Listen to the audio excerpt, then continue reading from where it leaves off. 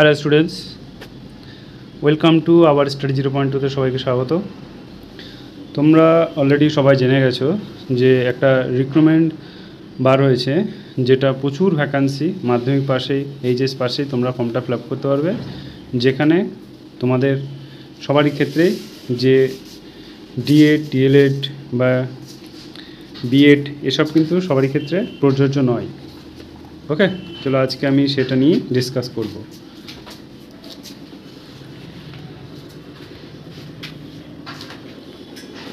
দেখো এখানে তোমাদের টোটাল ভ্যাকান্সি তোমাদের হচ্ছে 35,726টি, রাইট। গ্রুপ সি এবং গ্রুপ ডিতে 8,477টি টোটাল ভ্যাকান্সি।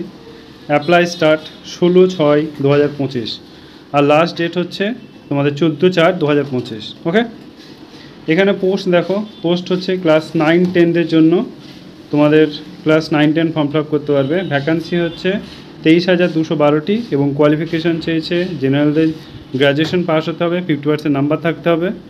আর তোমাদের এজ ক্রাইটেরিয়া হচ্ছে 21 থেকে 40 এবং তোমাদের স্যালারি হবে 42,600 টাকা। ওকে, এবার দেখো ক্লাস 11-12 যারা পড়াবে তাদের জন্য ভ্যাকান্সি থাকছে 15,514টা। বিএড ইএড থাকতে হবে, তোমাদের এজ হচ্ছে 21 থেকে 40 আর স্যালারি হচ্ছে 50,000 টাকা। ঠিক আছে, সো এখানে তোমরা সবাই ফর্মটা ফিল আপ করতে পারবে। এটাই হচ্ছে শেষ সুযোগ।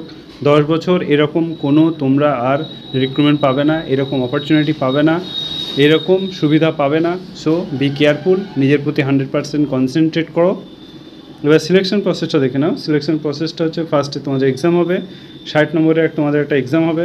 তারপর তোমাদের একাডেমিক 10 নম্বর তোমাদের নাম্বার থাকবে, একাডেমিক যেটা তোমাদের এক্সপিরিয়েন্স, তোমাদের এক্সপিরিয়েন্সটা তোমাদের যেটা এক্সপিরিয়েন্স, টিচিং এক্সপিরিয়েন্স, সেটা তোমাদেরকে ওখানে দেখাতে হবে, সেটা তোমাদের 10 নম্বর থাকবে।